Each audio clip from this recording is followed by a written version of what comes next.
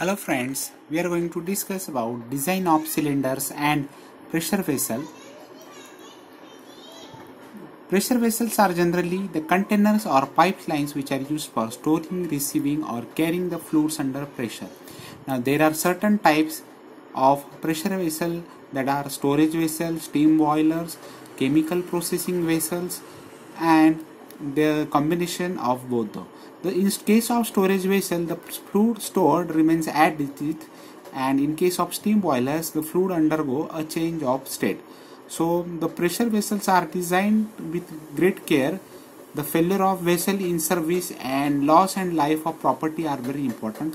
Generally, the materials selected are the brittle materials like cast iron and ductile materials like plain carbon steel and alloy steel. Now there are again another type, that is unfired pressure vessel. The vessel pipelines which are used for carrying, storing or receiving steam, gases or liquids at pressure above the atmospheric pressure. So these are known as unfired pressure vessel. Generally the codes which are used for unfired pressures are 28251069, that is the IS code. So the examples are storage vessel, reaction vessel, autoclaves, heat exchangers, evaporators, crystallizers, distillation column, etc. Now basically steam boilers and nuclear pressure vessel does not consider in case of unfired pressure vessel. So here the important part is the pressure which is above atmospheric pressure.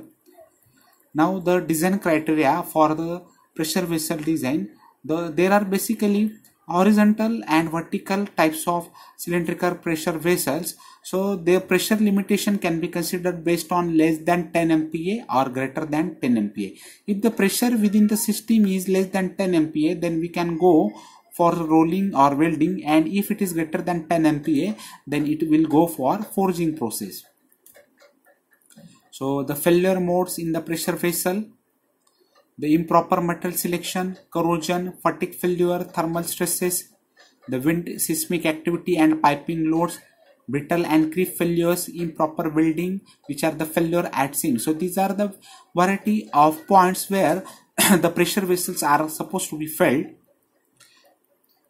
Now classification based on the IS code. So classification will be, yes, class 1. In class 1, the vessels which are fully radiographed having double bed weld with backing strip and which are generally operates below -20 degrees centigrade and which are used for storing the toxic substances. Now for class 2, the class 2 materials are generally spot radiographed and having double butt joints with backing strips are used, and in class 3 vessels they can use for temperature range from 0 to 250 degree, and where vapor pressure is of very important, the range is 0.35 MPa to 1.75 MPa. So this is nothing but the classification based on the IS code. Now the categories of welded joints which are used for the pressure vessel joining. Now there are basically 4 types: category A, category B, C and D. So in category A, longitudinal welded joint within the main shell, communicating chamber or nozzle. So any welded joint within the formed or flat head. So category B, the circumferential welded joint within the main shell, communicating chamber or nozzle. In category C, welded joints which connecting flanges and flat head to a main shell which forms heads or nozzle. In category D, welded joint connecting communicating chambers or nozzles with main shape. So these are the 4 categories.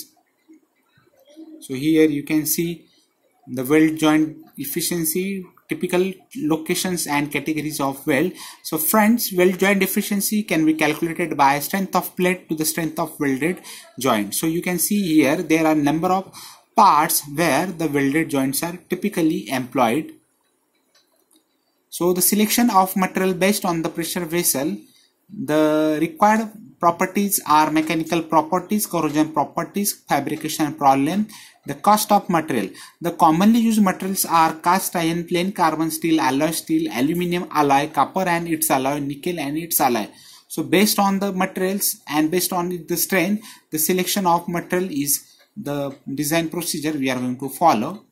So basically the cast iron is having different types like grey cast iron, alloy cast iron, then plain carbon steel like 15C8, 20C8, 30C8. These are the plain carbon steel grade which are commonly used for the chemical resistance where it is not so important.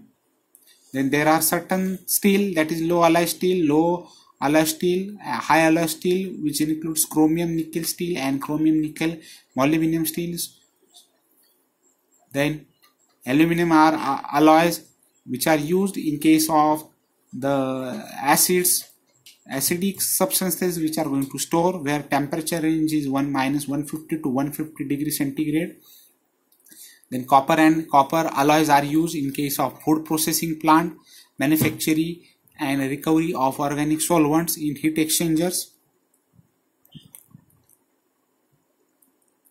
So nickel and its alloys, these are used for corrosive fluids which are at elevated or low temperature, and the contamination of fluid is to be prevented. Generally this type of alloys are very expensive and used for very special purpose application.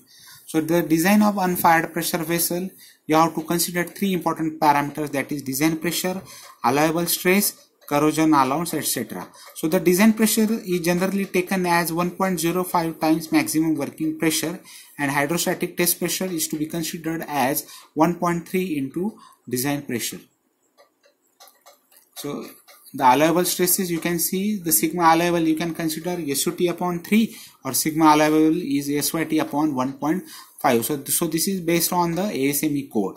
Then corrosion allowance is to be considered when there are certain conditions like chemical attacks, by rusting condition, by high temperature oxidation, by erosion, etc. So the corrosion allowance is nothing but additional thickness of the pressure wall over and above the required to withstand internal pressure. So it is generally ranging up to from 1.5 mm to 3 mm, where when there is no corrosion allowance, high alloy steel and non-ferrous components are subjected. When thickness is greater than 30 mm, no corrosion allowance is required. So these are the various components of the pressure vessel. So pressure vessel shell, end closure, nozzles and openings, flange joints and vessel support. So friends, in this way we have discussed about the various types of important allowances, important stresses and important guidelines which are used for design of pressure vessel and its components. So in next lecture we'll see what are the different components of pressure vessel.